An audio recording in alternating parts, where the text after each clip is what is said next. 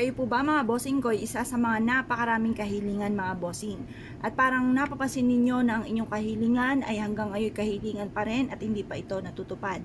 Meron po ako i-share sa inyo po mga bossing ko upang sa ganon, ang ating mga kahilingan, yung mga wishes po natin ay kaagad nating ma-achieve mga bossing. Ngayon pa mga bossing, ano po yan? Kailangan lamang po natin mga bossing ko ng isang malinis na papel.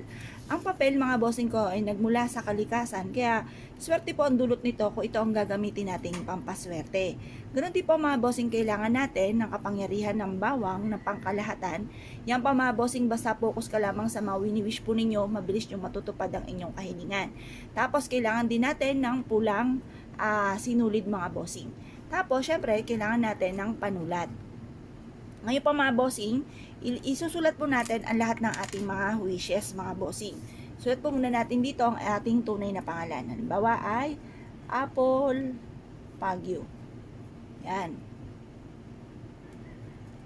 Tapos, sulat po natin dito, halimbawa, mananaya kayo. Sabihin nyo po, mananalo ako ng jackpot na sa numero na tinatayaan ko. 7, sample lang po ito. Kung gusto nyo po ha mga bossing. 7, tapos edad ko ay 41, edad ng aking mister ay 43, edad ng aking panganay 18, edad ng aking bunso ay 10, tapos pili pa kayo ng favorite number ninyo mga bossing. Favorite ko po, sabihin na natin 5. Yan. Tapos sulat niyo po dito, mananalo ako ng jackpot. Yan. Pagkatapos, sulat nyo rin po dito, magkakaroon ako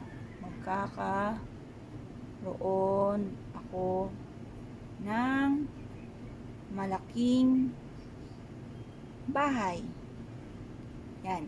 Pagkatapos, magkakaroon ako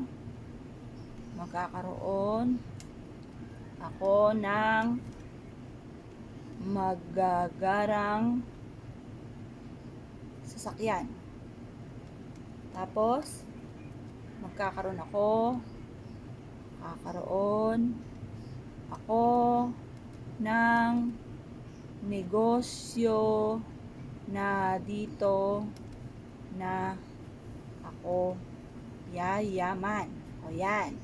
Pagtapos, bahala na po kayo na magdagdag ng mga wishes po ninyo.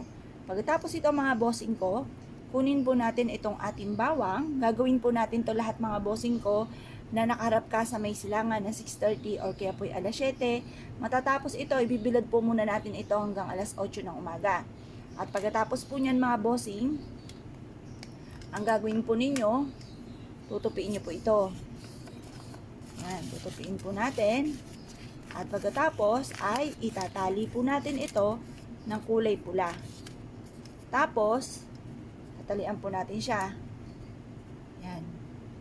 Ngayon, habang tinatali po natin to, paulit-ulit tayo nagwi-wish, nasa pamamagitan nito, matutupad lahat ang mga kahilingan ko, lahat ang mga pangarap ko, ngayong taon na ito ng 2023 ay matutupad. Pagkatapos po nito mga bossing ko, itali nyo po ito sa gawing silangan mga bossing. Makakatulong po ito upang sa ganoon mabilis yung ma-achieve ang lahat ng mga pangarap po ninyo. At i-mindset nyo na, nasimula na ito ng tagumpay sa buhay. Mas mainam kapag gagawa ka ng mga pampaswerte, sikreto lamang po ito, huwag niyo muna itong ipagsasabi. Kasi pag may nakaalam, may mga kumukontra, hindi ka pa yumayaman, hindi pa natutupad ang mga pangarap, na kontra na kaagad kasi nakaingitan ka kaagad mga bossing. Kaya kailangan sikreto nyo na lamang.